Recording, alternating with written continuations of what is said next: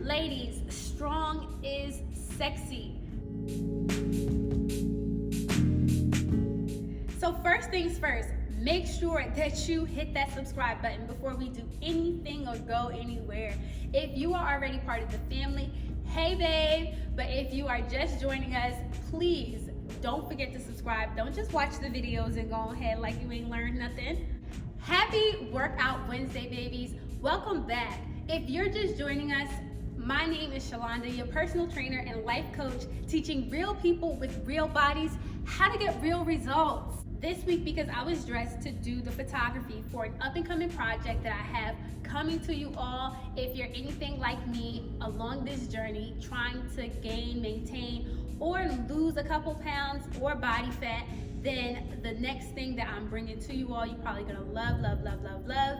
But since I was already in a mood to record a very muscle-specific workout, I just stayed on task with that.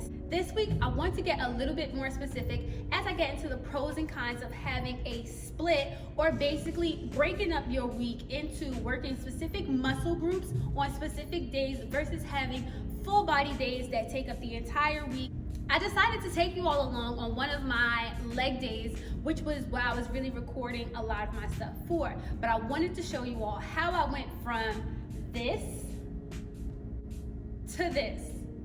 I have gained over the last 9 years a total of 49 pounds. 49 pounds.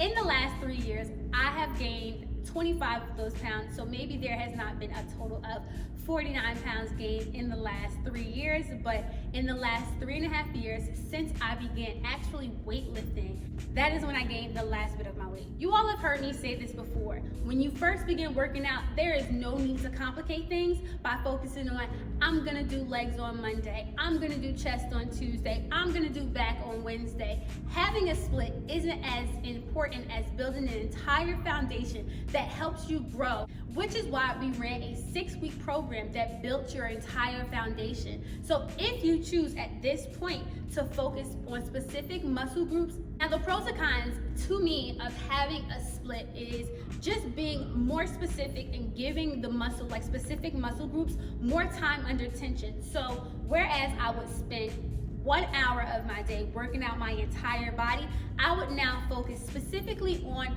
growing my legs or growing my glutes or getting as lean as I wanted to in my midsection. Another pro to having a split would be giving major muscle groups that you are working time to rest while you work other muscle groups. That rest and recovery is the time that we grow. So typically, if you're just breaking muscle down, and not really giving it adequate enough time to repair, it is constantly under stress and it may not yield you the results that you're looking for. Some of the major muscle groups that I tend to focus on are going to be, of course, my legs. You cannot have the perfect tapered waist without a nice back, ladies. It is just unheard of. And I know that a lot of women tend to shy away from upper body exercises. I tend to hear a lot of I don't want to turn into a bodybuilder, or I don't want to look too muscular. Ladies, strong is sexy, not anything better than having nice good arms and a great back that complements your either wide frame or your very narrow frame, because upper body needs to match the lower body. I would like to dispel the idea of spot training. So I talk to a lot of women, we sit down and I ask them tell me your goals, what are you really interested in? And I get a lot of, hey, I'm interested in just getting rid of my midsection fat. I want to get rid of a little bit of back fat. What exercises should I do to focus only on those places?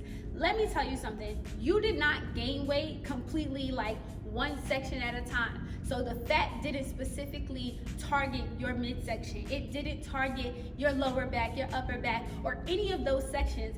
As you continue to gain any amount of weight, it completely spread it. Some of us are more susceptible to gaining weight in some parts of our body as opposed to others, but it's really just about how our bodies and our genetics distributes fat. Well, I don't want to keep you all waiting. This week, I'm going to focus on lower body. I'm trying to decide what next week's video should be all about, so I'm gonna need you all to talk to me I need help. Should it be back day and upper body circuits, some core exercises, 5 of my faves or 5 of each everything, leave a comment down below. Let me know what exactly you've liked so far, what I can build on, and how I can be of better assistance to you. If you want to stay updated on my day-to-day activity, workouts that I post, food that I eat, new wash and go tips, because your girl is getting really good at these wash and goes. Do y'all see this? Follow my Instagram at Honeycombs. So I wanted to start with the barbell sumo squat. Notice how my feet are an exaggerated distance apart and my toes are pointed outward at like a 45-degree angle, just to get that extra stretch, because this puts emphasis on the glutes.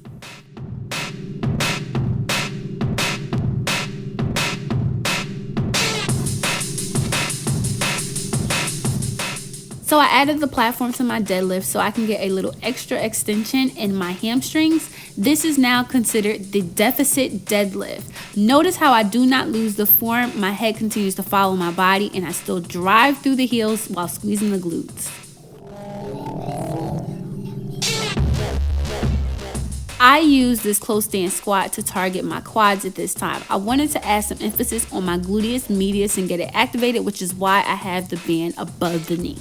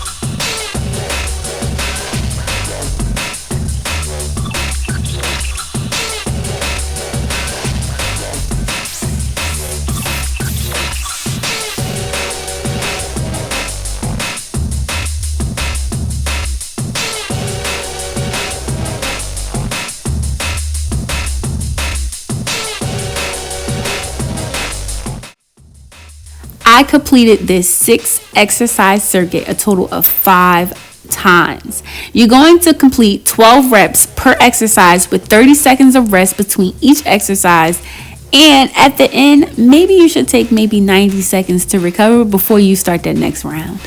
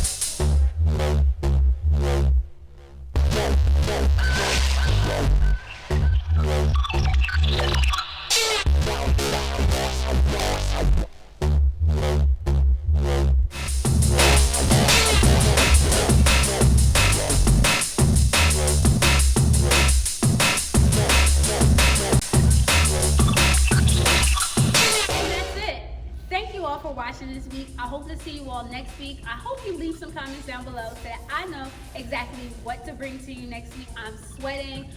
Thanks for watching. I'll see you babies next week.